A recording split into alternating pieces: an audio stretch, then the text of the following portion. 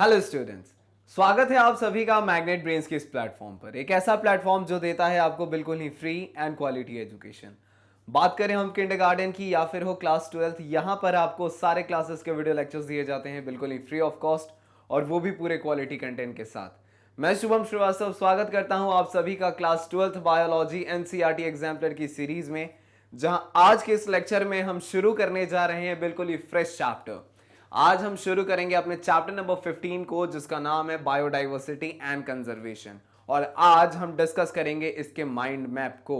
तो biodiversity and conservation से आपको समझ में आ रहा होगा कि एक ऐसा चैप्टर है जिसमें कि हम डिस्कस करेंगे इस वर्ल्ड के बारे में, इस वर्ल्ड के बारे में, इस धरती पर मौजूद जितने लिविंग ऑर्गेनिजम्स हैं उनके बारे में, प्लांट्स हो या एनिमल्स हो, हम सबके बारे में थोड़ा सा डिस्कशन करेंगे। हम देखेंगे कि ये किस तरीके से हमारी एक्टिविटीज के कारण ये धीरे धीरे इंडेंजर्ड स्पीशीज बनते हैं, फिर एक समय के बाद ये एक्सटिंक्ट हो जाते हैं। क्यों जरूरी है इनको बचाना, क्या है इनकी वैल्यूज, इन सब के बारे में हमारा डिस्कशन होने वाला है इस चैप्टर में। माइंड मैप एक ऐसा लेक्चर है जिसमें कि आपको एक ही लेक्चर के अंदर आपको इस पूरे चैप्टर को कवर किया जाएगा। इस पूरे चैप्टर में मौजूद हर एक इंपॉर्टेंट पॉइंट को हम डिस्कस करने वाले हैं।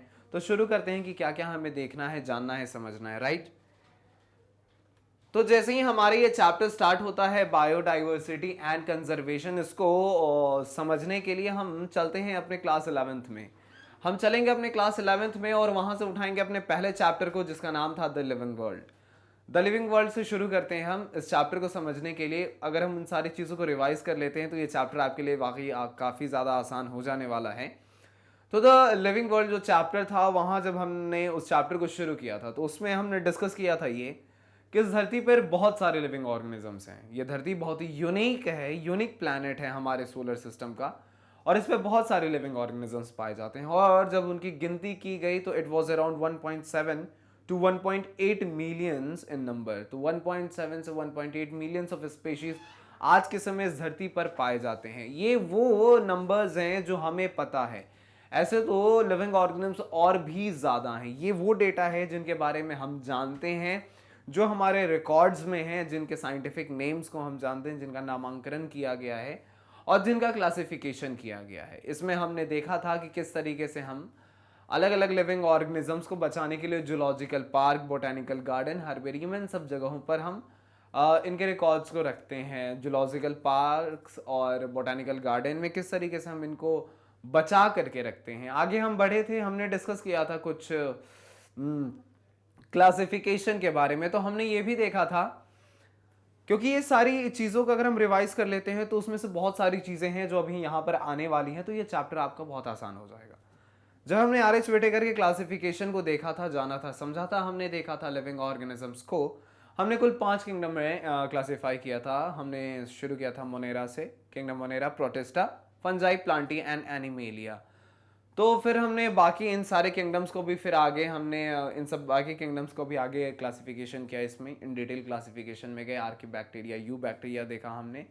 इस तरीके से हम फिर आए प्लांट्स की तरफ गए। Algae, bryophyta, pteridophyta, gymnosperm, angiosperm. इधर हमने porifera, coelenterata, ctenophora, platyhelminthes, aschelminthes, annelida, arthropoda, mollusca, echinodermata, hemichordata and chordata को देखा। एनिमल किंगडम में आने पे हमें पता चलता है कि इसमें मौजूद जो है ऑर्थ्रोपोडा, फाइलम ऑर्थ्रोपोडा जो यहाँ पर मौजूद है, ये एनिमल किंगडम का सबसे बड़ा फाइलम है। इसमें बहुत सारे मतलब कि किंगडम एनिमेलिया से मेजोरिटी ऑफ दी आपको जो एनिमल्स हैं वो ऑर्थ्रोपोडा से बिलोंग करते हैं, मतलब वो इंसेक्ट्स हैं। ये हमारे पास कुछ डेटा था। हम फिर और आगे बढ़ते हैं, इन सब तरीके की चीज़ों को डिस्कस करते हैं, ठीक है। अब अगर हम इस चैप्टर में आए तो हमें समझ में आ रहा है, यहाँ तक हमें पता है कि हमारी धरती जो है वो बहुत बड़ी है और इसमें मौजूद जो लिविंग ऑर्गेनिजम्स की संख्या है वो भी काफ़ी ज़्यादा है। तो ये पॉइंट ये है कि ये लिविंग ऑर्गेनिजम्स ऐसे हैं जो इस पूरी धरती को चला रहे हैं। कहने का मतलब है कि एक लिविंग ऑर्गेनिज्म वो दूसरे पे डिपेंड है कहीं ना कहीं, चाहे वो अपने फूड के लिए डिपेंड हो या फिर किसी अदर पर्पस के लिए डिपेंड हो। तो डिपेंडेंसी तो सबकी है एक दूसरे के ऊपर, तो सभी का रहना यहाँ पर ज़रूरी है। अगर इसमें से कोई एक भी बीच से गायब होता है तो ये पूरे के पूरे सिस्टम को हिला करके रख सकता है, ये हमारे इकोसिस्टम को डिस्टर्ब कर देता है। तो ज़रूरत है कि ये जितने भी लिविंग ऑर्गेनिजम्स हमारे पास हैं, हमारी ये जो बायोडाइवर्सिटी है, हम उसको बचा करके रखें। तो वही है ये चैप्टर हमारा बायोडाइवर्सिटी एंड कंजर्वेशन, राइट? समझ में आ रही है चीज़ें? लिविंग ऑर्गेनिजम्स जो इस धरती पर पाए जा रहे हैं ये वो हैं जिनसे हम समय समय पर फूड मतलब इन पे हम फूड के लिए डिपेंडेंट हैं। लिविंग ऑर्गेनिजम्स चाहे कोई प्लांट हो या फिर कोई एनिमल हो, बहुत सारे लिविंग ऑर्गेनिजम्स ऐसे हैं जिनसे हम बहुत तरीके का ड्रग्स निकालते हैं। कहने का मतलब है कि मेडिकल पर्पस के लिए ड्रग्स हम ऑब्टेन करते हैं उन प्लांट्स इन और उन एनिमल्स से। तो एन नंबर ऑफ थिंग्स हैं जिनसे वो हमें हेल्प करते हैं, तो ज़रूरत है कि हम इनको बचा करके रखें। तो यही सारी चीज़ें हैं इस चैप्टर के अंदर। बहुत मज़ा आएगा, छोटा सा चैप्टर है, कोई बहुत बड़ा चैप्टर नहीं है। देखते हैं इसमें कि हमें क्या कह रहा है। बायोडाइवर्सिटी की बात करता है कि एक टर्म है पॉपुलराइज्ड बाय एडवर्ड विल्सन साहब के द्वारा किया गया था। अगर एमसीक्यूज में आपसे ये पॉइंट पूछा जाता है तो आप इसका बिल्कुल ही अच्छे तरीके से आंसर कर सकते हैं, इसमें कोई डाउट नहीं होना चाहिए।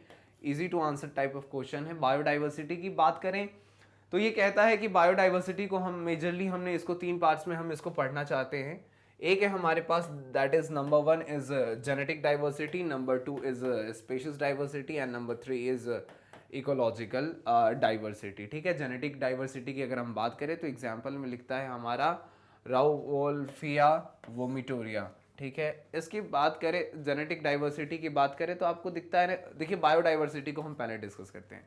बायोडाइवर्सिटी कहने का हमारा मतलब ये है कि ये जो हमारा बायोलॉजिकल वर्ल्ड है, ये जो हमारा बायोलॉजिकल वर्ल्ड है इसमें कितना बड़ा वेरिएशन आपको देखने को मिलता है। मतलब कितने सारे लिविंग ऑर्गेनिजम्स, ऐसे लिविंग ऑर्गेनिजम्स जो सिंगल सेल के भी बने हैं, ऐसे लिविंग ऑर्गेनिज्म जो 2 3 4 5 सेल के भी बने हैं, ऐसे लिविंग ऑर्गेनिजम्स जो मिलियंस ऑफ सेल्स के बने हैं। तो कितना बड़ा डाइवर्सिफिकेशन। अगर हम बात करें तो बहुत सारे लिविंग ऑर्गेनिजम्स जो हैं वो एक ही सिंगल सेल से बने हैं, तो वो उनका डाइजेशन, उनमें न्यूट्रिशन, रेस्पिरेशन और जो भी उनका जो एक्टिविटीज़ है, ये बायोलॉजिकल फंक्शंस जो है वो सिंगल सेल में हो जाता है। मल्टी सेलुलर ऑर्गेनिजम्स में देखें तो हर एक चीज़ों के लिए अलग अलग पूरा ऑर्गन सिस्टम एक मतलब हमारा तैयार है। अगर हम इंसान को ही ले लें तो डाइजेशन के लिए एक प्रॉपर डाइजेस्टिव सिस्टम है, रेस्पिरेटरी सिस्टम मौजूद है, एक्सक्रेटरी सिस्टम मौजूद है, सर्कुलेटरी सिस्टम मौजूद है, एक्सक्रेटरी सिस्टम मौजूद है। तो ये सारे सिस्टम्स मौजूद हैं। हमें इतना बड़ा वेरिएशन देखने को मिलता है। प्लांट्स की ही अगर हम बात कर ले तो हमें दिखता है, हमें एक ऐसा प्लांट दिखता है जो लाइट के मदद से अपना फूड बना रहा है, और ऐसे प्लांट्स भी हैं हमारे पास जो लाइट का यूज़ नहीं करते अपने फूड को बनाने के लिए, जो अलग तरीके के केमिकल्स का यूज़ करते हैं, जो हम देखते हैं एग्जाम्पल्स। और जब कीमोसिंथेसिस के एग्जाम्पल को हम डिस्कस करते हैं तो हम वो सारी चीज़ों को ध्यान देते हैं। तो समझ में आ रहा है कितना बड़ा है हमारा ये बायोलॉजिकल वर्ल्ड। तो वही चीज़ है कि बायोलॉजिकल वर्ल्ड की बात करें तो इस बायोलॉजिकल वर्ल्ड में जो इतने सारे डिफरेंसेस है, एक लिविंग ऑर्गेनिज्म दूसरे से जो इतना ज़्यादा वेरिएशन रख रहा है, उसी में अगर हम बात करें तो इसमें हमको जेनेटिक डाइवर्सिटी भी देखने को मिलता है, स्पेशीज डाइवर्सिटी है एंड इकोलॉजिकल डाइवर्सिटी है। कहता है दिस ग्रोज, इसके बारे में कह रहा है कि ये हिमालय में ग्रो करता है, प्रोड्यूसेस रेसरपाइन। एग्जाम्पल में यहाँ पर है हमारे पास कुछ और एग्जाम्पल्स हैं, जैसे कि राइस है, इसके हमारे पास 50,000 स्ट्रेन से ज़्यादा हमारे पास पाए जाते हैं। तो 50,000 स्ट्रेन बहुत बड़ा हो गया नंबर ये। तो ये जेनेटिक डाइवर्सिटी की बात की जा रही है। मैंगो के करीब करीब 1000 वेराइटीज से ज़्यादा हमें देखने को मिलते हैं, तो ये भी एक गुड नंबर है। हमें देखने को मिल रहा है कि 1000 से अधिक वेराइटीज़ हैं मैंगो के, एक अच्छा खासा डाइवर्सिटी हमें देखने को यहाँ पर मिल रहा है जेनेटिक डाइवर्सिटी की जब हम बात कर रहे हैं। दूसरे में हमारे पास स्पेशीज डाइवर्सिटी आता है। स्पेशीज डाइवर्सिटी की अगर हम बात करें तो हम जान रहे हैं वही चीज़ हमने जो डिस्कस किया कि कितने सारे स्पेशीज हैं। अगर अभी के समय में हम बात करते हैं तो ऑलमोस्ट 1.7 से लेकर के 1.8 मिलियंस ऑफ स्पेशीज हैं हमारे पास, तो बहुत बड़ा नंबर है। एग्जाम्पल कहता है कि western Ghats have more amphibians. Western Ghats की बात करें तो यहाँ पर एम्फीबियंस की संख्या ज़्यादा है, और वहीं अगर हम ईस्टर्न घाट्स की बात करें, ईस्टर्न घाट्स की अगर हम बात करते हैं तो यहाँ पर कंपैरेटिवली अगर हम कंपेयर करें तो ईस्टर्न घाट्स में कम स्पेशीज़ हैं और वेस्टर्न घाट में ज़्यादा स्पेशीज़ है। तो स्पेशीज़ की डाइवर्सिटी भी है यहाँ पर। आगे हम बढ़ते हैं, इकोलॉजिकल डाइवर्सिटी है यहाँ पे। इसके एग्जांपल में कहता है India has more type of ecosystem than Scandinavian countries like Norway. तो इंडिया की बात अगर हम करें तो इंडिया एक ऐसा हमारा देश है जिसमें कि बहुत बड़ा ये अलग तरीके का इकोसिस्टम है। मतलब हमारे देश में एक समय में आपको ठंड का मौसम भी देखने को मिल जाएगा, ये एक ऐसा देश है कि उसी समय में दूसरे शहर में आपको गर्मी का मौसम रहेगा, उसी समय में किसी न किसी जगह पर बारिश हो रही होगी। तो इतना बड़ा, चूंकि सेवेंथ लार्जेस्ट कंट्री है तो एक अच्छा खासा यहाँ पर इंडिया में इकोसिस्टम आपको देखने को मिलता है। आप इन डिटेल्स को नोट कर सकते हो, आप इसके स्क्रीनशॉट निकाल सकते हैं। फिर हम आगे की ओर बढ़ते हैं, डिस्कस करते हैं कुछ और चीजों को, राइट।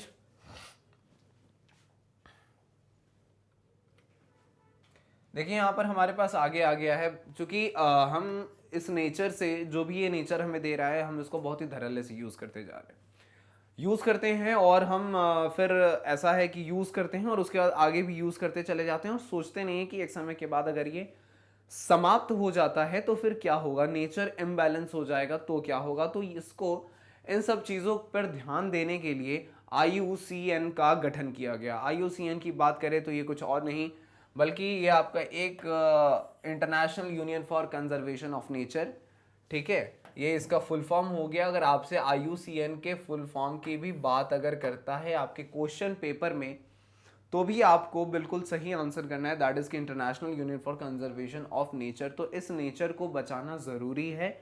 तो ये संगठन बैठता है, कुछ गाइडलाइंस ये डिसाइड करता है एंड देन फिर उसको फॉलो किया जाता है। This is the international union. याद रखना है IUCN में इंडियन नहीं लिखेंगे, ऐसा नहीं है सिर्फ ये इंडिया के लिए सीमित नहीं है, पूरे इंटरनेशनल वर्ल्ड वाइड है। वही हमने कह रहे हैं इसको international union for conservation of nature, ठीक है। टोटल स्पेशीज की बात करें तो यहाँ पर ये लिखता है 1.5 मिलियंस, ठीक है, लेकिन हम हमारा डेटा भी कहता है 1.7 to 1.8 मिलियन भी आपको 1.7 to 1.8 मिलियन स्पेशीज, ये जो है वो थोड़ा और, मतलब इतने इनके बारे में हम जानते हैं, इतना है हमारे पास, इसका डेटा हमारे पास है। रॉबर्ट मे की बात करें तो रॉबर्ट मे ने ऑलमोस्ट रॉबर्ट मे का जो एस्टिमेशन था, इन्होंने जो माना था, इसके अकॉर्डिंग इनको ऐसा लगा कि ऑलमोस्ट 7 मिलियंस ऑफ स्पेशीज जो हैं वो धरती पर हैं। 7 मिलियन स्पेशीज बहुत ज़्यादा होता है। 7 मिलियन स्पेशीज कहने का मतलब है कि 7 मिलियन अलग अलग तरीके के स्पेशीज है धरती पर, ठीक है। आपको अगर बोला जाए कि किसी 100, 200, 300, 400 स्पेशीज के बारे में भी बताने के लिए, तो इट्स नॉट पॉसिबल। और यहाँ पर ये इन्होंने बोला कि करीब करीब इस धरती पे, तो भाई जैसा ये धरती है हमारा, ये अर्थ है, इस पे अभी तक, और इस पे बहुत बड़े बड़े अलग अलग तरीके, जैसे कि अगर हम बात करें तो अमेजॉन रेन फॉरेस्ट है हमारे पास, वहाँ पर बहुत सारे बायोडाइवर्सिटी देखने को मिलता है। हमारा ये जो समुद्र है उसमें आज भी इतने सारे स्पेशीज पाए जाते हैं जिनके बारे में कोई नहीं जानता। तो इनका कहने का मतलब है कि अगर हम सारे स्पेशीज को देखें तो लगभग लगभग ऐसा माना जा रहा है कि करीब करीब 7 मिलियन स्पेशीज जो हैं वो पाए जा रहे हैं इस धरती पर, जिसमें से सिर्फ अभी हमें ऑलमोस्ट 22% के बारे में पता चला है। 22% के बारे में अभी हमें पता चला है, बाकी के बारे में डिस्कवरीज चल रही हैं, इस पर काम किया जाता है। हर दिन आए दिन हमें पता चलता है कि किसी नए स्पेशीज के बारे में पता लगाया गया है, उसके ऊपर रिसर्च चल रहा है कि वो किससे बिलोंग कर रहा है, उसकी प्रॉपर्टीज़ क्या है, उसका रहने सहने का स्टाइल क्या है, तो ये सारी चीज़ों के बारे में पता लगाया जाता है। तो फिलहाल 7 मिलियन एस्टिमेशन था, जिसमें से अभी हमें 22% के बारे में पता चला है। अभी जो डिस्कवर किए जाने वाले हैं उनमें से करीब ऐसा कहा जाता है कि करीब करीब यहाँ पर 1,10,000 लाख, तो करीब 1 लाख प्लांट्स जो हैं हमारा, ये डिस्कवर होना बाकी है। और करीब करीब कहता है कि 3 lakhs ऑफ एनिमल्स जो हैं इसकी डिस्कवरी अभी बाकी है। कितना आ गया नंबर, तो करीब करीब 1 लाख प्लांट्स जो हैं वो अभी धरती पर हैं। डिस्कवरी का मतलब ये है कि वो इस धरती पर पाए जा रहे हैं, लेकिन उनके बारे में हम नहीं जानते, वो कैसे हैं, उनका क्या फंक्शन है, उनका क्या बायोलॉजिकल, क्या उनका मेकअप है, इसके बारे में हम नहीं जानते। इसके बारे में डिस्कवरी होनी बाकी है, ठीक है। और 3 लाख एनिमल्स ऐसे हैं जो मौजूद हैं लेकिन जिनके बारे में हम नहीं जानते, उनकी डिस्कवरी अभी बाकी है। अगर हम पूरे टोटल स्पेशीज की अगर हम बात करें, जितने भी स्पेशीज इस धरती पर पाए जा रहे हैं, जितने भी स्पेशीज, कहने का मतलब है कि हम सारे के सारे पूरे 5 किंगडम के बारे में यहाँ पर बात कर रहे हैं। हम यहाँ पर पूरे 5 किंगडम के बारे में यहाँ पर बात कर रहे हैं। हम शुरू कर रहे हैं K1 से। K1 दैट इज की जो हमारा मोनेरा था। हम यहाँ पर बात कर रहे हैं प्रोटिस्टा की। हम यहाँ पर बात कर रहे हैं फंजाई की, हम यहाँ पर बात कर रहे हैं प्लांटी की, और हम यहाँ पर बात कर रहे हैं एनिमेलिया की।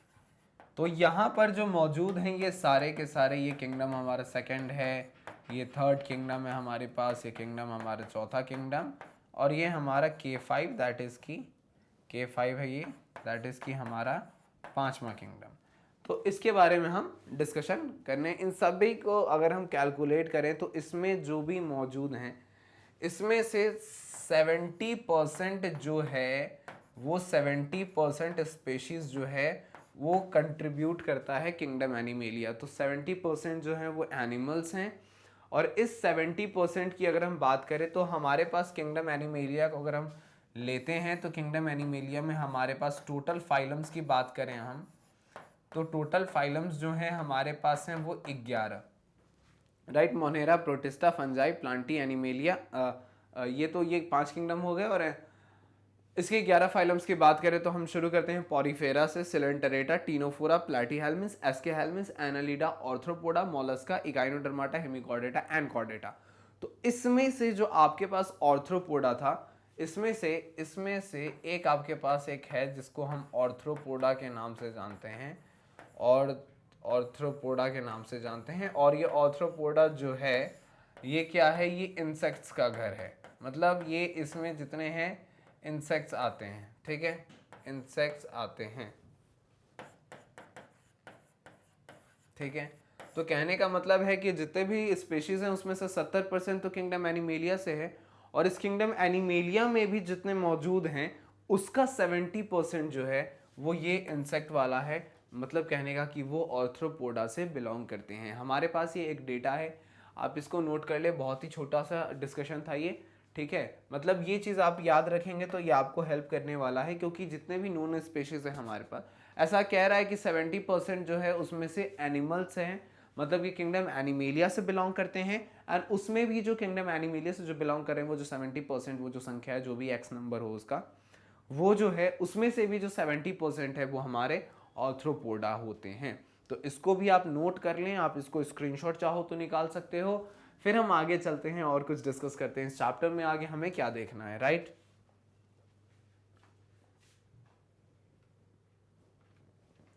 अगर हम इंडिया की बात करें तो हमारे पास ये कुछ डेटा है। इंडिया की बात करें तो इंडिया के पास लैंड में कंट्रीब्यूशन कितना है, तो 2.4% ऑफ कंट्रीब्यूशन है, और डाइवर्सिटी में 8.1%।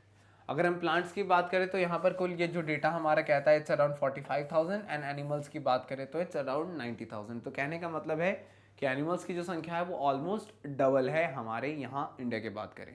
इस पूरे वर्ल्ड के डेटा को अगर हम डिस्कस करते हैं थोड़ा सा, अगर ये आपके क्वेश्चंस में पूछ देता है, आपका किस्मत बहुत अच्छा हुआ। अगर आप नीट के पेपर में बैठे हो, आप में से ये आपको अगर ये डेटा में से कोई क्वेश्चंस आपसे पूछ लिए जाते हैं, अगर आपकी किस्मत बहुत अच्छी है, अगर पूछ लिए जाते हैं तो आप बिल्कुल ही इसका आंसर कर सकते हैं। आपके बहुत सारे मार्क्स जो हैं वो सिक्योर होने वाले हैं। साथ साथ अगर आपके बोर्ड एग्जाम में पूछेगा तो आप लिखेंगे ही अभी, बिल्कुल, है ना। अगर हम इस पूरे विश्व की बात करें तो इस पूरे वर्ल्ड की बात करें तो एंड्स की संख्या अराउंड कितनी है, तो इट्स अराउंड 20,000। बीटल्स की बात करें तो यहाँ पर हमें 3 लाख देखने को मिल रहा है।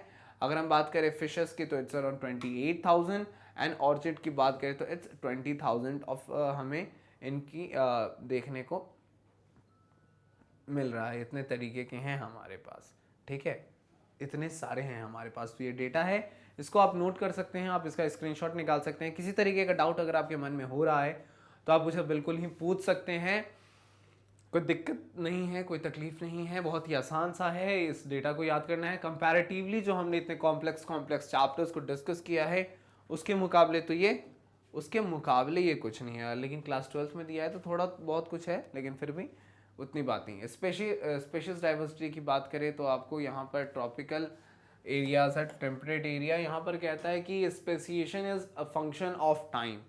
ये कहना चाह रहा है कि speciation is a function of time, ठीक है। समय के साथ एक नया स्पेशीज धरती पर बनता चला जाता है, ठीक है। ऐसा नहीं है कि धरती बनी और जितने स्पेशीज धरती पर आए उतने ही स्पेशीज हैं। एक समय ऐसा था कि हमारी ये धरती भी नहीं थी। समय के साथ बिग बैंग थ्योरी होती है। अब हम चले आते हैं अपने इवोल्यूशन वाले चैप्टर में, वहाँ से कुछ चीज़ों को रिवाइज करके वापस हम यहाँ पर आते हैं इवोल्यूशन में हमने देखा था कि एक समय ऐसा था कि कुछ भी नहीं था, एक बहुत बड़ा मास था। बिग बैंग थ्योरी हमें बताती है कि एनर्जी बहुत ज़्यादा, एनर्जी की वजह से होता है एक्सप्लोजन और बनता है हमारा ये यूनिवर्स। इस यूनिवर्स में बहुत सारे बनते हैं गैलेक्सीज, और उस गैलेक्सी में एक बनता है हमारा ये मिल्की वे गैलेक्सी। मिल्की वे गैलेक्सी में सन बने, बहुत सारे प्लैनेट्स बने, और बना हमारा एक खूबसूरत सा प्लैनेट जिसे हम अर्थ के नाम से जानते हैं।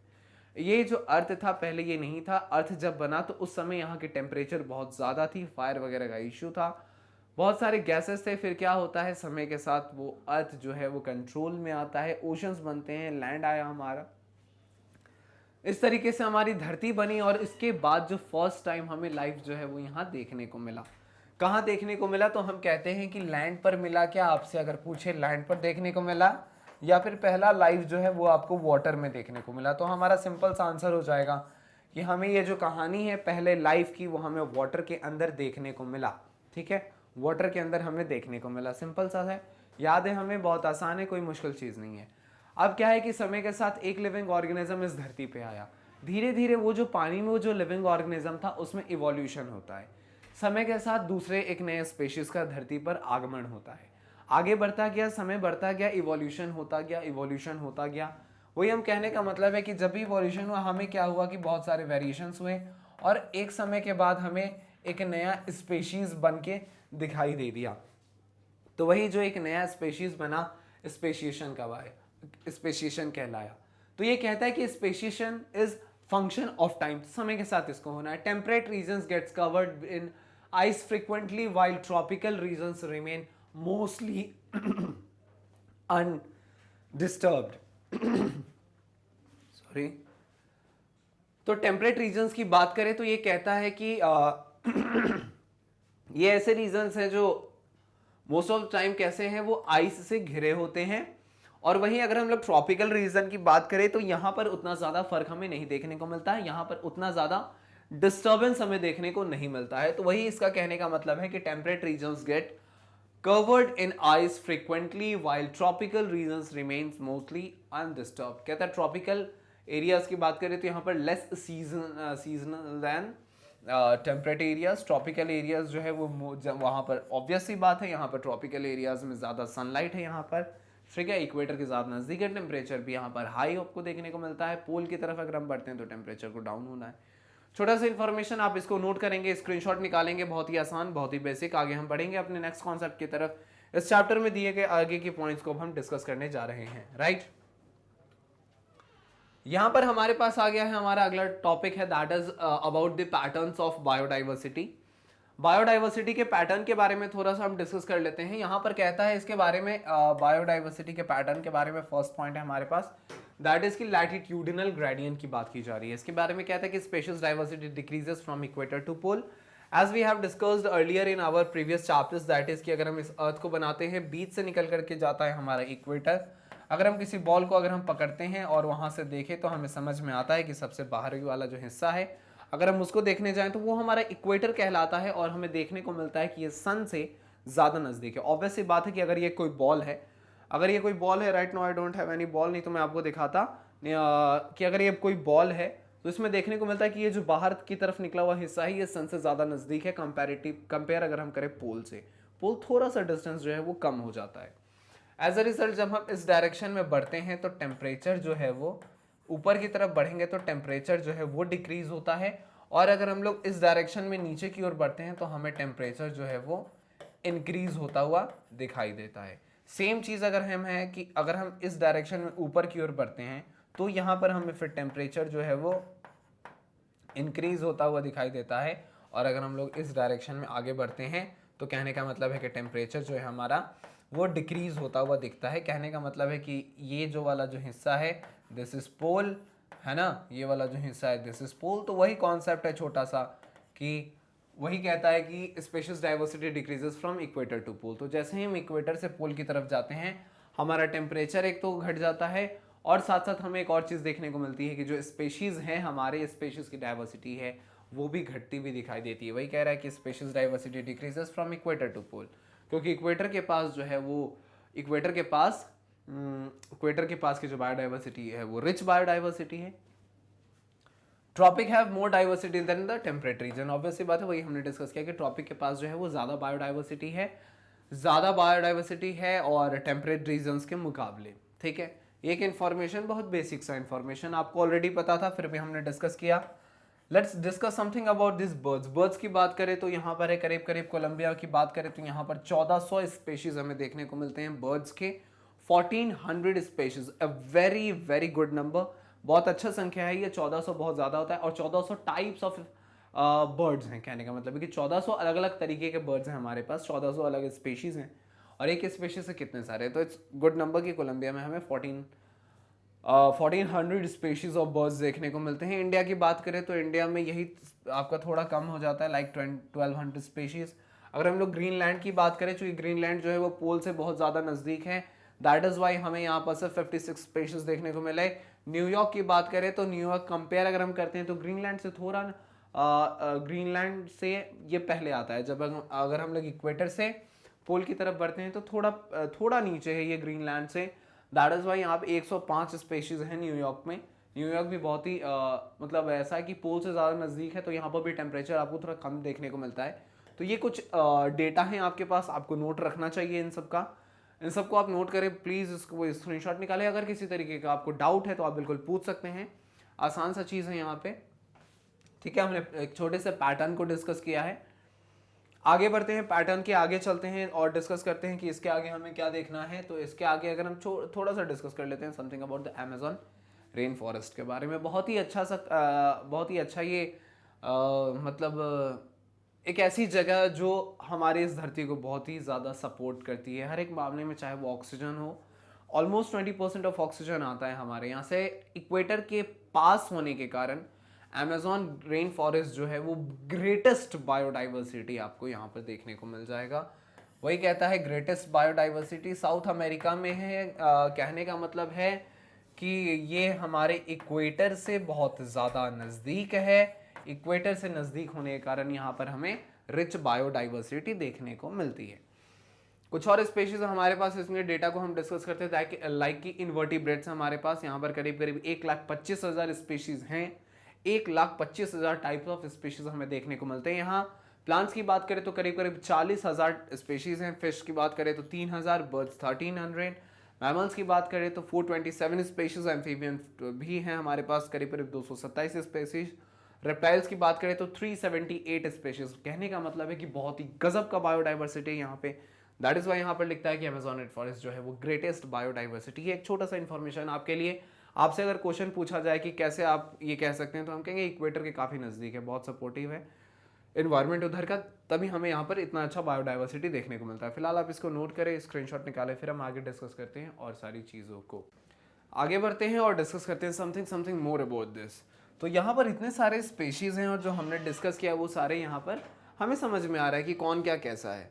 आगे बढ़ते हैं, आगे हमारे पास है दूसरा पॉइंट है दैट इज़ की स्पेशीज़ एरिया रिलेशनशिप। कहने का मतलब है कि जो भी स्पेशीज़ हैं और जिस भी एरिया में वो रहते हैं उनके बीच में एक रिलेशनशिप है, उसके बारे में एक छोटे से ग्राफ की मदद से हम समझते हैं। हमारे पास एक फॉर्मूला है that is S is equals to CA⁻Z, जहाँ पर S का मतलब होता है species richness, A stands for area, Z वो स्लोप को दिखाता है और C जो है वो इंटरसेप्ट। कहने का मतलब है कि रेक्टेंगुलर, हाइपरबोला और लॉग टाइप ऑफ हमें इस तरीके का ग्राफ हमें देखने को मिलता है। वही ये दिखाता है S is equals to CA⁻Z, ये चीज़ हमें देखने को मिलता है। स्पेशीज एरिया रिलेशनशिप की बात करें तो इसमें कहता है कि अलेक्जेंडर वॉन हम्बोल्ट ने ये बताया कि species richness increases with increasing area but up to a limit. तो बहुत ही सिंपल सा कॉन्सेप्ट था स्पेशीज एरिया रिलेशनशिप का। ये एक स्टेटमेंट है हमारे पास जिसमें कहता है कि जितना ज़्यादा हम एरिया को बढ़ाएंगे, हमें ऑब्वियस सी बात है कि नंबर ऑफ स्पेशीज हमें बढ़ता हुआ मिल जाएगा। ठीक है, फॉर एग्जाम्पल कि अगर ये छोटा सा कोई एरिया है, यहाँ पर कोई छोटा सा लैंड है, सपोज इसको हम मान सकते हैं कि अगर इसकी एरिया को हमने A से दिखाया है तो इसमें नंबर ऑफ स्पेशीज जो हैं वो बहुत सारे, इतने सारे नंबर ऑफ स्पेशीज है। फॉर एग्जांपल हम मान लेते हैं कि यहाँ पर कितने हैं, तो इसमें हमें 100 स्पेशीज देखने को मिले। हमने क्या किया कि एरिया को थोड़ा और बढ़ाया और हमने ए में ये जो एरिया हमारे पास ए था, इस ए एरिया में हमने एक और ए को ऐड कर दिया। तो अब हमारे पास यहाँ पे हमें सपोज दैट कि 220 स्पेशीज हमें देखने को मिलते हैं। एक समय के साथ हमने धीरे धीरे एरिया को बढ़ाया और एक समय हम एरिया को क्या किया है, हमने इस पूरे अर्थ के एरिया को हमने कंसीडर कर लिया, ठीक है। अभी क्या था कि हम एरिया बढ़ाते चले जा रहे थे तो नंबर ऑफ स्पेशीज जो है बढ़ते चले जा रहे थे, लेकिन एक समय जब हम बढ़ाते बढ़ाते इस एरिया को, हमने इस पूरे ग्लोब को कंसीडर कर लिया, हमने इस पूरे अपने अर्थ को कंसीडर कर लिया, तो हमें पता चल रहा है कि अभी भले ही हमारे पास कितना हमें देखने को मिला था 1.7 से 1.8 मिलियंस ऑफ स्पीशीज हमें देखने को मिले, इससे ज़्यादा ये बढ़ नहीं रहा है। कहने का मतलब है कि ये जो हमें नोन है, अगर हम बात कर लें अननोन स्पीशीज की भी जिनकी डिस्कवरीज नहीं हुई है, तो अगर हम मान लेते हैं तो 7 मिलियन स्पीशीज हमें देखने को मिला, ठीक है। बाकी के बारे में हम भले नहीं जान रहे। तो क्या है कि अभी तो हमने एरिया को यहाँ तक बढ़ा दिया है, लेकिन यहाँ पे आने के बाद क्या है कि वो नंबर ऑफ स्पेशीज जो है वो एक समय के बाद वो स्टॉप हो गए। तो वही चीज़ कहता है कि species richness increases with increasing area, area बढ़ते जो है स्पेशीज के नंबर्स बढ़ते हैं, लेकिन एक लिमिट तक, राइट। तो ये इसके बारे में छोटा सा इंफॉर्मेशन है, आप इसको नोट करना चाहें आप इसको नोट कर सकते हैं। कहता है it takes entire continents, value of Z जो है वो 0.6 से 1.2 की होती है। एग्जाम्पल जो है वो फ्रूगिवोरस बर्ड्स इन ट्रॉपिकल फॉरेस्ट, जहां पर z इक्वल्स टू 1.15 आपको यहाँ पर देखने को मिलने वाला है कि बिटवीन 0.6 से 1.2 के बीच की कहानी है। अब इस स्पेशीज एरिया रिलेशनशिप को भी आप नोट करेंगे, स्क्रीनशॉट निकाल सकते हैं आप। फिर हम आगे चलते हैं, डिस्कस करते हैं something more about this, right. अगर हम बात करें बायोडाइवर्सिटी की इंपॉर्टेंस के बारे में, क्यों इंपॉर्टेंट है हमारे ये बायोडाइवर्सिटी, तो ऑब्वियसली बात है कि हमारे बायोडाइवर्सिटी जो है वो काफ़ी ज़्यादा इंपॉर्टेंट है, तो इसकी इंपॉर्टेंस को थोड़ा सा डिस्कस कर लेते हैं। डेविड साहब की बात करें तो डेविड तलमन जो थे, इन्हें क्या होता है कि plot with more species less variation in biomass production. More diversity आप देखने को मिलेगा तो मोर प्रोडक्टिविटी देखने को मिलेगा। जितना ज़्यादा आपको डाइवर्सिटी है उतना ज़्यादा आपको प्रोडक्टिविटी देखने को मिलेगा, ये इनका कहना था। कहता है रिवर्ट द प्रॉपर हाइपोथेसिस जो था वो पॉल इनरिल ने दिया था। एयरप्लेन को इकोसिस्टम कंसीडर करते हैं ऐसा। राइवत स्पेशीज, कीस्टोन स्पेशीज जो है वो सबसे ज़्यादा है, मोर इम्पॉर्टेंट स्पेशीज हैं, ये सबसे ज़्यादा इंपॉर्टेंट स्पेशीज हैं, ठीक है। ये एक इन्फॉर्मेशन आपके लिए। इंपॉर्टेंस ऑफ बायोडाइवर्सिटी की अगर हम बात करें तो हम जान रहे हैं कि बायोडाइवर्सिटी जो हमें देता है वो हमें अलग अलग फील्ड्स में बहुत हेल्प करता है। फॉर एग्जाम्पल अगर हम बात करें तो जैसे कि मेडिकल फील्ड की अगर हम बात करें तो मेडिसिन हम यहाँ से ऑब्टेन करते हैं। अगर किसी की तबीयत खराब है तो हमें जो ड्रग्स चाहिए हम इसे बायोडाइवर्सिटी से निकाल करके आते हैं। फॉर एग्जाम्पल बहुत सारे मेडिसिन जो हैं वो हमें प्लांट से मिल जाते हैं, लेकिन बहुत सारे मेडिसिन के लिए हम अलग अलग एनिमल्स पे भी डिपेंडेंट हैं, माइक्रोब्स पे डिपेंडेंट है। हमें चाहिए अगर एंटीबायोटिक्स की अगर हम बात करें तो हमें देखने को मिलता है जो पहला पेनिसिलिन हमारे पास था, है ना, पेनिसिलियम नोटाटम से जो हमें मिला था, एक माइक्रोब से मिल करके आ रहा है। तो कहने का मतलब इस तो हमें ज़रूरी है। अगर हम माइक्रोब्स इन ह्यूमन वेलफेयर को भी डिस्कस करें तो बहुत सारे माइक्रोब्स ऐसे थे जिनकी मदद से हम क्या कर रहे थे, हम अपने किचन प्रोडक्ट्स लाइक कर्ड वगैरह हमें यहाँ से देखने को मिल रहा था। तो ये सारी चीज़ें हैं, तो ज़रूरत है कि हम इन सारे चीज़ों को बचा करके रखें। क्यों ज़रूरी है इसको कंजर्व करना, तो नैरो यूटिलाइजेशन करना ज़रूरी है फॉर सर्विस ऑफ नेचर। हम कहें तो ऑलमोस्ट 25% जो मेडिसिन है हमें वो प्लांट बेस्ड है, और 25,000 प्लांट्स जो हैं वो जो है ट्रेडिशनल मेडिसिन के रूप में यूज़ होते हैं। अगर आप अगर मेडिकल्स में आगे बढ़ोगे तो आपको पता चलेगा। ब्रॉडली यूटिलाइट्रेशन की बात करें तो biodiversity maintains ecosystem services. Ethnic region को अगर हम कंसीडर करें तो कहते हैं कि we owe to almost every species on earth. सब जितने भी स्पेशीज हैं सबका इस धरती पर रहने का पूर्ण तरीके से हक है, सबको रहना चाहिए। अगर हम ये थोड़े एथिक्स की बात करें, इथिकल रीजंस को अगर हम ध्यान में लाते हैं तो बाकी ये हम जान रहे हैं कि इतने सारे जो भी हैं उनका हम अलग अलग पर्पस में इतने सारे तरीके से अलग अलग तरीके से हम यूज़ करते हैं। तो इसलिए ज़रूरी है कि हम अपने इस बायोडाइवर्सिटी को कंजर्व करें, बचा करके रखें, इसको बर्बाद ना करें। फालतू का जो मिसयूज़ होता है उन सब चीज़ों से हम इसे बचा करके रखें, ठीक है। अगर आपसे पूछा जाए क्वेश्चन तो आप कह सकते हैं कि 25% मेडिसिन जो है वो हमारा प्लांट बेस्ड होता है। 25,000 प्लांट्स कुल ऐसे हैं जिनका जो है which are used in traditional medicine. अगर ब्रॉडली यूटिलाइट्रेशन की बात करें तो बायोडाइवर्सिटी मेंटेन इकोसिस्टम सर्विसेज, और इथिकल इश्यूज़ की बात करें, इथिकल रीजंस को कंसिडर करें तो हम कहते हैं कि सभी का यहाँ रहने का हक है। लॉस ऑफ बायोडाइवर्सिटी की बात करें, हमने बोला कि ये बहुत इंपॉर्टेंट है, इसको बचाना ज़रूरी है, बचाना बिल्कुल ज़रूरी है, लेकिन आपको पता होना चाहिए कि बायोडाइवर्सिटी बहुत सारी ऐसी चीज़ है जो हम इसको खोते जा रहे हैं। तो उसी लॉस ऑफ बायोडाइवर्सिटी के बारे में थोड़ा सा हम डिस्कशन कर लेते हैं। कहता है कुछ ऐसा कि more than 2000 species of bird extinct after the human colonies Pacific islands. तो जो है करीब करीब 2000 स्पीशीज जो था स्पेसिफिक ऑफ बर्ड्स नहीं, this is species of birds हैं, ये स्पीशीज ऑफ बर्ड्स हैं। स्पीशीज ऑफ बर्ड्स जो है वो हमें एक्सटिंक्ट होते हुए दिखे। IUCN जो है रेड लिस्ट जारी करता है। IUCN जो हमारा international union for conservation of nature जो है हमारा, ये रेड लिस्ट जारी करता है। रेड लिस्ट कहने का मतलब है कि ये रेड लिस्ट वो एक लिस्ट है जिसमें कि इंडेंजर्ड स्पीशीज को रखा जाता है। कहने का मतलब है कि ये जो लिविंग ऑर्गेनिजम्स हैं, ये जितने भी ऑर्गेनिजम्स हैं, ये क्या है, ये खतरे के निशान पर है। कहने का मतलब है कि इनकी संख्या जो है वो काफ़ी ज़्यादा गिर चुकी है और समय के साथ हो सकता है कि ये एक्सटेंड कर जाए। तो रेड लिस्ट में जिनको रखा गया है उनको स्पेशल केयर के साथ रखा जाता है ताकि वो इस धरती से गायब ना हो जाए। अगर हम वही चीज़ बात करें तो ऑलमोस्ट कहता है कि 784 स्पेशीज की बात कर रहा है। 784 स्पेशीज जो है एक्सटिंक्ट हो गए हैं पिछले 500 सालों की अगर हम बात करें। तो कहने का मतलब है कि 500 साल में 784 स्पेशीज जो हैं वो गायब हो गए। मतलब 500 साल में करीब करीब 800 स्पेशीज जो हैं वो गायब होते जा रहे हैं। हर एक 5 साल में कोई 8 स्पेशीज जो है वो इस धरती से गायब होता हुआ हमें दिख रहा है। इस अगर 784 को अगर हम कंसीडर करते हैं तो 784 स्पेशीज की अगर हम बात करें तो इसमें अराउंड 338 जो है वो वर्टिब्रेट्स हैं हमारे पास, 359 जो है वो इनवर्टिब्रेट्स हैं हमारे पास, एंड 87 जो है ये हमारे पास प्लांट्स हैं। तो इतने स्पीशीज जो हैं वो गायब होते दिखे। इसमें सबसे बड़ी संख्या जो है वो इनवर्टिब्रेट्स की है, दैट इज की 359 इनवर्टिब्रेट्स, एंड ऑलमोस्ट अगर हम देखें तो करीब करीब इतना ही जो कि ये 338 वर्टिब्रेट्स। तो वर्टिब्रेट्स और इनवर्टिब्रेट्स जो हैं वो ज़्यादा एक्सटिंक्ट हुए हैं बीते 500 सालों में। अब वो इस धरती पर पाए ही नहीं जाते, सिर्फ उनके फॉसिल्स वगैरह जिनसे हमें पता चलता है कि ये एक्सटिंक्ट हुए हैं।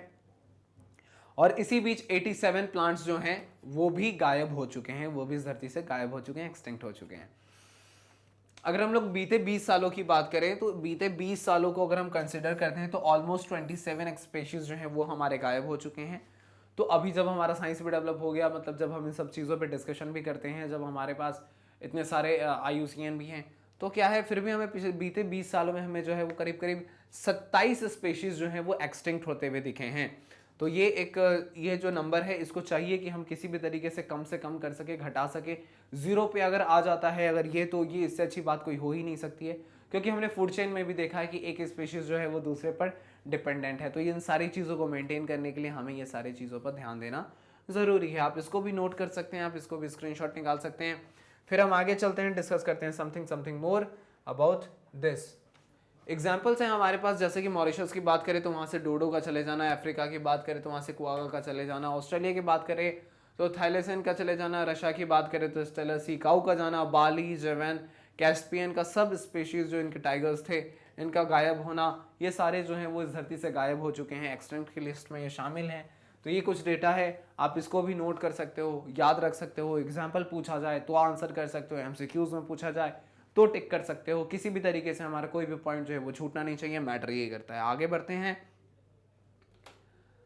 अगर अभी करंट सिचुएशन की बात करें तो ऑलमोस्ट 6th मास एक्सटेंशन जो है जो वो है वो 100 से 1000 टाइम्स फास्टर है। कहने का मतलब है कि हम इंसानों के इंटरफेरेंस के बाद, जो पहले नेचुरली था सो था, लेकिन जब इंसान का क्या होता है कि जब डेवलपमेंट के नाम पर हम लोग जो तमाशा कर रहे हैं, कहने का मतलब है कि जो पॉपुलेशन बढ़ रहा है, हमें क्या चाहिए, बड़ी बड़ी बिल्डिंग्स चाहिए, बड़े बड़े मतलब इंफ्रास्ट्रक्चर चाहिए, जिसके कारण हम करते हैं क्या, तो फॉरेस्ट वाले एरिया को हम साफ करते चले जाते हैं। एज अ रिजल्ट क्या होता है, फॉरेस्ट जाने से प्लांट्स भी डिस्टर्ब होते हैं, प्लांट्स के साथ साथ प्लांट के ऊपर रहने वाले बर्ड्स डिस्टर्ब होते हैं, वहाँ अगल बगल रहने वाले माइक्रो ऑर्गेनिजम्स भी डिस्टर्ब होते हैं, साथ साथ उस फॉरेस्ट में रहने वाले बहुत सारे एनिमल्स जो हैं, एनिमल्स इंक्लूडिंग हम इंसेक्ट्स को भी इसी में ले रहे हैं क्योंकि किंगडम एनिमेलिया का ये पार्ट है। तो इंसेक्ट्स हो गए आपके, डिफरेंट वर्टिब्रेट्स हैं, इनवर्टिब्रेट्स, पानी जो है अगल बगल का, वो सारी चीज़ें डिस्टर्ब होती हैं। तो कहने का मतलब है कि हम इंसानों के घुस जाने के बाद हमने जो ज़्यादा दिमाग लगा दिया, साथ साथ अब इस पॉपुलेशन को खाना पीना भी खिलाओ, उसके लिए भी हमने साफ़ किया, जंगल काटना शुरू किया, खेती करना शुरू किया। तो ऑलमोस्ट इसके कारण जो है वो 100 to 1000 टाइम्स फास्टर एक्सटिंक्शन हमें देखने को मिल रहा है। At present rate of extinction की बात करें अभी के समय में, तो कह रहा है कि हाफ ऑफ द स्पीशीज है एक्सटिंक्ट विद इन 100 ईयर्स। करीब जो हाफ ऑफ द स्पीशीज है वो पिछले 100 सालों में जो है वो एक्सटिंक्ट हुए हैं। अगर 15,500 स्पीशीज जो है हैव थ्रेट ऑफ एक्सटिंक्शन, मतलब अभी भी 15,500 स्पीशीज ऐसे हैं जिनमें में जो रेड लिस्ट में है। हैव थ्रेट ऑफ एक्सटिंक्शन का कहना है कि ये रेड लिस्ट में ये शामिल है। रेड लिस्ट में ये शामिल है। कहने का मतलब है कि ये गायब हो सकते हैं धरती पे, इनको बचाना ज़रूरी है। 15,500 स्पेशीज में से ऑलमोस्ट जो है वो 30% जो है वो एम्फीबियंस हैं। जिम्नोस्पर्म की बात करें तो 31%। कहने का मतलब जिम्नोस्पर्म से हमारा प्लांट से है भाई, तो प्लांट में भी जो जिम्नोस्पर्म्स हैं इनकी 31% जो है वो स्पेशीज जो हैं वो गायब हो सकते हैं। इस 15,500 का 31% में जिम्नोस्पर्म्स हैं। मैमल्स के भी 23%, मैमल्स भी गायब होने के कगार पे हैं। बर्ड्स की बात करें तो ऑलमोस्ट 12% जो है ये कंट्रीब्यूशन है जो थ्रेट है, जिनको एक्सटिंक्शन का, गायब होने का जो खतरा है। एक ये भी डेटा है आपके पास, आप इसको बिल्कुल दिमाग में रखना। आगे बढ़ेंगे, हम आगे डिस्कस करेंगे। यहाँ तक अगर आपको किसी तरीके का डाउट है, कोई चीज़ समझ में नहीं आ रहा हो, तो आप उसको बिल्कुल ही पूछ सकते हैं, किसी तरीके की कोई चिंता करने की बात नहीं है।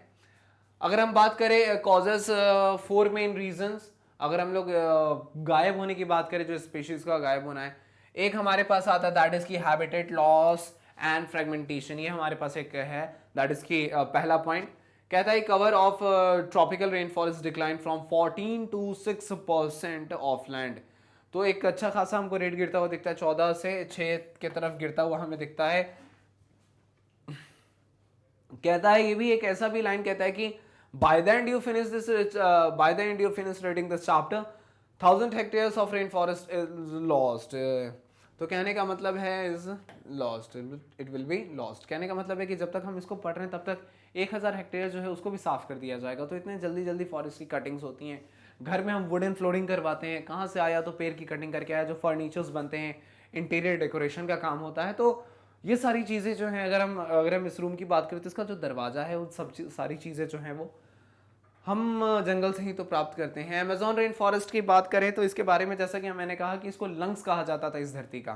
क्योंकि लंग्स कहने का मतलब यही है कि लंग्स इसलिए हम कहते थे कि ये सारे लिविंग ऑर्गेनिजम्स के लिए इतना फायदेमंद था, क्योंकि 20% ऑफ द ऑक्सीजन का जो प्रोडक्शन है वो अकेला ये फॉरेस्ट करता था। 20% ऑक्सीजन जो हमारे इस धरती पर है उसका अकेला का प्रोडक्शन जो है वो हमारा अमेजॉन रेन फॉरेस्ट से होता था। दैट इज वाई हमने इसको लंग्स कह के पुकारा, और हमने इसे कहा कि लंग्स ऑफ प्लैनेट जो है आप ही हो, आप ही से बहुत कल्याण हो रहा है। लेकिन फिर भी सफाई तो इसकी भी जारी थी। कहता है क्लियर टू कल्टीवेट सोयाबीन्स। अब इसको साफ किया गया, सोयाबीन की खेती करेंगे। Turn to grassland to raise beef cattles. Beef cattles की संख्या बढ़ाने के लिए इसको ग्रासलैंड में तब्दील किया गया, ग्रासलैंड में, चूंकि वहाँ पर बीफ कैटल्स की संख्या को बढ़ाया जा सके। तो इस तरीके से छेड़खानी तो हम करते हैं, ठीक है। तो ये सारी चीज़ें हैं जिसके वजह से आपको लॉस देखने को मिलता है in the number of species, जो आपको एक्सटेंशन की जो बात हम करते हैं वो, राइट। आप इसको भी नोट कर सकते हो, आप इसका भी स्क्रीनशॉट निकाल सकते हो, कोई डाउट आप पूछ सकते हैं। आगे बढ़ते हैं हम अपने कॉन्सेप्ट्स में। Second point is our over exploitation. ये दूसरा पॉइंट है कि जो हद से ज़्यादा हम उसका जब यूज़ कर रहे हैं, वही कहता है when needs turns to greed. जब आपकी जो ज़रूरत है, जब आपकी लालच में बदल जाए, तो वही चीज़ है यहाँ पे extension of stylus sea cow और पैसेंजर पीजन्स का। जब आपको ज़रूरत के हिसाब से, जब आपको फिर उसका लालच हो जाए, फिर आप उसको ज़्यादा एक्सप्लॉइट करने लगे, एक्सेस यूज़, तो ये केस आपको देखने को मिलता है। तीसरा है हमारे पास एलियन स्पीशीज इन्वेंशन। नील पोर्ट्स ने बताया कि इन लेक विक्टोरिया, ईस्ट अफ्रीका, इनमें देखने को मिला। यहाँ पर आपको एक्सटेंशन देखने को मिलता है करीब करीब 200 स्पीशीज़ का ऑफ किल्ड फिश जो हैं हमारे पास, किक्लेड फिश जो हैं, इसके बारे में। एग्जाम्पल की बात करें तो पार्थेनियम जो है, कैरेट ग्रास जो है, लैंथाना है, वाटर हाइंथ एक्सेट्रा जो हैं वो रिस्पॉन्सिबल होते हैं ये इस तरीके के एक्सटिंक्शन के लिए, ठीक है। तो इससे क्या हुआ, पार्थेनियम जो है ये इसका आना, लैंथाना का आना, वाटर हाइसेंथ का आना, इस सब का आना, और पानी के ऊपर इस तरीके से छा जाना कि पानी के अंदर समय के बाद ऑक्सीजन का कंसंट्रेशन गिर जाना, और इस पानी के अंदर, इस वाटर बॉडी के अंदर मौजूद जितने भी फिशेज हैं उनका फिर समय के साथ क्या होना, मरते चले जाना, धीरे धीरे उनकी संख्या का घटना, इंडेंजर्ड की कैटेगरी में आना, और फिर इन सब का इस धरती से गायब हो जाना। तो ये एक कॉन्सेप्ट है कि एलियन स्पीशीज इन्वेशन की अगर हम बात करें तो अफ्रीकन कैटफिश की अगर हम बात करते हैं तो एक्सटिंक्शन ऑफ इंडियन कैटफिश जो है वो भी हमें देखने को मिला। को एक्सटिंक्शंस की बात करें तो extinction of species which is totally dependent on each other. तो हमने को एक्सटिंक्शन की बात करते हैं, इसमें हम उनको रखते हैं कि दो स्पेशीज हैं जो एक दूसरे पे पूर्ण तरीके से डिपेंडेंट है एक दूसरे पे, एक का जाना दूसरे के लिए खतरा हो सकता है। फॉर एग्जांपल कि जैसे कि हम लोगों ने देखा था कि जब हम लोग एक कोई इंसेक्ट है, जैसे कि हमारे पास जो मूत था वो क्या करता है, वो अपना उसको चाहिए कि कोई एक प्लांट चाहिए जिसके ऊपर जाकर के वो अपना एग ले कर सके और फिर वो प्लांट्स का जो है वो प्लांट से वो ले सके उसका पॉलन, और पॉलन जा करके वो कहीं और भेज दे। तो एक दूसरे की डिपेंडेंसी है, किसी एक के भी जाने से दूसरे की लाइफ पे फर्क पड़ेगा। तो एक अगर वहां से गायब होता है, कोई एक स्पेशीज की अगर मृत्यु होती है, वो धीरे धीरे अगर इस धरती से गायब होता है तो साथ में वो दूसरे को भी ले जाएगा, क्योंकि दोनों का जीना साथ था तो दोनों का यहाँ पर जाना भी साथ है। तो वो कैटेगरी गिर जाता है हमारा को एक्सटेंशन के पार्ट में। भाई एक दूसरे पे जब डिपेंडेंट है तो कोई एक भी अगर वहां से डिस्टर्ब होता है तो दूसरा जो है वो खुद ब खुद डिस्टर्ब हो जाएगा, क्योंकि उसको लाइफ सपोर्ट नहीं मिलने वाला। तो ये आप जो आपके पास डेटा है आप इसको भी नोट कर ली, ये कुछ चीज़ें हैं जिसकी वजह से आपको ये सारी चीज़ देखने को मिलती हैं, राइट। आगे बढ़ते हैं, आगे कंजर्वेशन के बारे में बात कर लेते हैं। चूंकि इतने सारे डेंजर, इतने सारे एक्टिविटीज़ के कारण जो खतरा हो रहा है, तो अब इसको बचाने के लिए कंजर्वेशन ज़रूरी है। तो इन सीटू कंजर्वेशन की बात करें तो कुछ हॉटस्पॉट्स है, जैसे कि 25 पुराने और नए 9 न्यू बनाए गए इस पूरी धरती पे। करीब करीब लेस देन 2% ऑफ जो है वो अर्थ के लैंड को कंसीडर करते हैं हम इसमें। Reduces extinction about 30%। तो इस एक्टिविटी के कारण करीब करीब जो एक्सटिंक्शन का जो रेट था वो 30% तक गिर गया है, ठीक है। तो 30% ऑफ एक्सटिंक्शन जो है वो इसके कारण गिर गए हैं। तो इस कहीं ना कहीं वो हेल्पफुल है। तो 100 जहाँ पर 100 स्पेशीज गायब हो रहे थे, 100 स्पेशीज का जहाँ पर 100 स्पेशीज जो इस धरती से एक्सटिंक्ट हो रहे थे, उसकी जगह पर अब सिर्फ 70 ही हो रहे हैं। अगर हमने 30 को भी बचाया है तो हमने 30 को तो बचाया है। तो ये एक सही कदम है। बात करें बायोस्फीयर रिजर्व्स की तो इसमें 14 हैं। भारत में बात करें, इंडिया में मौजूद बायोस्फीयर रिजर्व्स की बात करें तो 14 है। नेशनल पार्क की बात की जाए तो 90 है। एंड वाइल्ड लाइफ सेंचुरीज की अगर हम बात करें तो इट्स अराउंड 448 आपको इन नंबर्स देखने को मिलते हैं। हमारा पर्पस यही है कि इसमें जो भी लिविंग ऑर्गेनिज्म जो हमारे इंडेंजर्ड स्पीशीज में जा रहे हैं उनको अच्छे तरीके से हम संभाल के रख सकें, उनको ट्रैक कर सकें, उनकी हेल्थ को हम ट्रैक कर सकें, हम ध्यान दें कि वो अपने नेचुरल लाइफ को जी पा रहे हैं कि नहीं। हम ये जो चीज़ें प्रोवाइड करते हैं, हम कोशिश करते हैं कि वो हमेशा अपना नेचुरली जो उनका जो लाइफस्टाइल है उससे वो मैच कर सके। इसको भी डेटा को अभी आप नोट करेंगे, फिर हम आगे बढ़ते हैं। किसी तरीके का अगर डाउट है तो आप उससे बिल्कुल ही पूछ सकते हैं, फिर हम डिस्कस करते हैं समथिंग मोर। अब हमारे पास अगला टॉपिक आ गया, दैट इज कि सैक्रेड ग्रुव्स के बारे में बात करें तो ये सारे जो हैं आप इसको याद करेंगे बिल्कुल। एग्जाम्पल्स हमारे पास दैट इज कि खासी एंड जयंती हिल्स कहाँ है, तो मेघालय में है। अरावली हिल्स की बात करें तो ये राजस्थान में है। वेस्टर्न घाट्स ऑफ कर्नाटका महाराष्ट्र में आपको देखने को मिल जाएगा। सरजुगा, चंडा, बैस्टर और ये सब आपको मध्य प्रदेश में देखने को मिल जाएंगे। ये आपसे अगर पूछता है कि सैक्रेड ग्रुव्स आपको किधर देखने को मिलेगा, तो अगर आपको ये 4 ऑप्शन है, इसमें से मान लो कि फॉर एग्जांपल ये नीचे वाला ऑप्शन डिलीट करके कोई और बोल दे और बोले कि कौन सा जो है वो सैक्रेड ग्रुव्स वाला ऑप्शन नहीं है, तो आप इन 3 को छोड़ करके वो जो आपको एक नया आपको ऑप्शन देखने को मिलेगा आप उसको टिक करेंगे, वो आपका आंसर हो जाएगा, राइट। दूसरा है हमारे पास एक्स-सिटू कंजर्वेशन की बात करें तो इसमें हमारे पास जूलॉजिकल पार्क है, हमारे पास हमने बनाया botanical garden, wild life sanctuaries. Cryo preservation की बात करें तो यहाँ पर जहाँ हम गेमेट्स को स्टोर करके रखते हैं, गेमेट्स को भी हम स्टोर करके रखते हैं कि समय आने पर हम क्या करेंगे, लंबे समय तक हमने इसको स्टोर करके रखा और हम इससे फिर हम जो है वो रिप्रोडक्शन करवा सकें, ये सारी चीज़ें कर सकें। सीड बैंक है हमारे पास, सीड बैंक में हम लोग सीड को संभाल करके रखते हैं कि किसी प्लांट के सीड को अगर हमने संभाल के रखा है तो फिर आने वाले समय में हम क्या करेंगे, उन सीड्स का सीड से फिर हम एक नए प्लांट्स को हम बना सकते हैं, ठीक है। जूलॉजिकल पार्क में हम अलग अलग एनिमल्स को रखते हैं, बोटानिकल गार्डन में हम अलग अलग स्पीशीज ऑफ प्लांट्स को कंसीडर करते हैं, वाइल्ड लाइफ सेंचुरी में प्लांट्स एनिमल्स हमें देखने को मिलते हैं। अर्थ समिट की अगर हम बात करें तो रियो डी जनेरियो में हुआ था इन 1992, और फिर वर्ल्ड समिट की बात करें तो आपको जोहान्सबर्ग में हुआ था। ये 2 अलग अलग है। रियो डी जनेरियो में आपको अर्थ समिट हुआ था, वर्ल्ड समिट की बात करें जोहान्सबर्ग में। साउथ अफ्रीका में 2000 की बात है, 2002 में आपको देखने को मिला था, जिसमें कि करीब करीब 190 कंट्रीज ने क्या किया था, पार्टिसिपेट किया था। यहाँ से भी आपका क्वेश्चन बनता है, ये जो वाला पार्ट है ना, ये जो अर्थ समिट कब हुआ था और कहाँ हुआ था, तो रियो डी जनेरियो में हुआ था 1992। एंड वर्ल्ड समिट की बात करें जोहान्सबर्ग साउथ अफ्रीका 2002 में। कितने लोगों ने पार्टिसिपेट, कितने देशों ने पार्टिसिपेट किया था, तो 190 कंट्रीज ने इसमें पार्टिसिपेट किया था, ठीक है। ये इन्फॉर्मेशन आपके लिए, आप इसको नोट करेंगे, आप इसका स्क्रीनशॉट निकालेंगे, फिर हम आगे चलते हैं, डिस्कस करते हैं कुछ और चीज़ें। फिलहाल आप इसको नोट कर लें। तो ये हमारे पास कुछ डेटा है, इसको आपने नोट कर लिया, फाइन। कोई डाउट आपके मन में आप बिल्कुल पूछ सकते हैं, हम आगे बढ़ते हैं। और इस तरीके से हमने कंप्लीट किया अपने इस छोटे से चैप्टर के माइंड मैप को। उम्मीद है कि आपको समझ में आया होगा। अगर किसी तरीके का डाउट है आपके मन में तो बिल्कुल आप कमेंट बॉक्स में पूछ सकते हैं। एक और इन्फॉर्मेशन आपके लिए, that is about magnet brains, एक ऐसा प्लेटफॉर्म जो देता है आपको बिल्कुल ही फ्री एंड क्वालिटी एजुकेशन। हम बात कर लें सीबीएसई इंग्लिश मीडियम की, या फिर हम बात कर लें CBSE Hindi medium, different state boards को ले लें, जैसे यूपी बोर्ड है, बिहार बोर्ड, या फिर competitive exams like NTSC, olympiad, CUET, सबकी तैयारी कराई जाती है बिल्कुल ही फ्री ऑफ कॉस्ट। सारे वीडियोस मिल जाएंगे आपको हमारे यूट्यूब के चैनल पे, या फिर फॉर द सेम आप डाउनलोड कर सकते हैं हमारे ऐप को, या फिर आप विजिट कर सकते हैं www.magnetbrains.com। यहाँ आना है, अपने क्लास को चुनना है, सब्जेक्ट पे जाना है, अपने चैप्टर को चुनना है, लेक्चर्स को देखना है, वीडियोस को एंजॉय करना है, एग्जामिनेशन में रॉक करना है। तो इन्हीं अच्छे बातों के साथ हंसते रहिए, मुस्कुराते रहिए और पढ़ते रहिए मैग्नेट ब्रेन्स के साथ। Tata, thank you, bye bye.